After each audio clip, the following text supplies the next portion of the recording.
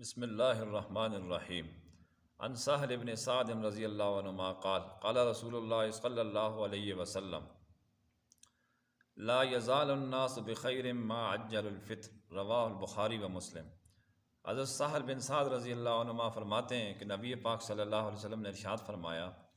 کہ جب تک میری امت کے لوگ افطار میں جلدی کرتے رہیں گے تو وہ اچھی حال میں رہیں گے، بہتر حالت میں رہیں گے۔ اسی طرح کی ایک روایت مسند احمد میں ابو ذر غفاری رضی اللہ تعالیٰ عنہ سے روایت ہے، وہ فرماتے ہیں کہ اس میں ما عجل الفطر کے بعد وأخر السحور کا لفظ بھی ہے، یعنی مطلب یہ ہے کہ جب تک لوگ افطار میں جلدی کرتے رہیں گے اور سحری تاخیر سے کرتے رہیں گے وہ اچھی حالت میں رہیں گے۔ اس کا مطلب یہ ہے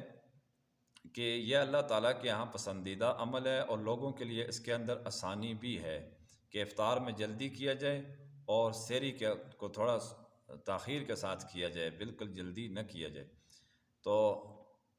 یہ اللہ تعالیٰ کے قرب کا ذریعہ ہے، برکت کا ذریعہ ہے، سہولت کا ذریعہ ہے، لوگوں کے لیے اس کے اندر آسانی ہے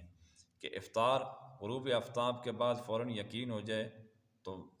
یعنی غروب آفتاب کا یقین ہو جائے اس کے بعد فوراً روزہ افطار کر لیا جائے، تاخیر نہ کیجیے۔ اسی طرح سحری جو ہے وہ صبح بہت جلدی نہ کیجیے، بلکہ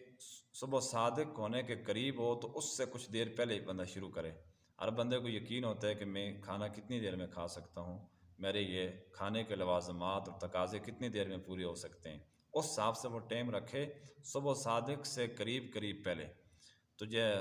اس میں لوگوں کے لیے آسانی ہے۔ اس کے برعکس یہود و نصارہ کا طریقہ ہے، ان پر اللہ تعالیٰ کی طرف سے لعنت ہے۔ تو جب ان کا طریقہ اختیار کیا جائے گا کہ افطاری میں تاخیر اور سحری میں جلدی کی جائے گی تو اس میں لوگوں کے لیے مشقت بھی ہے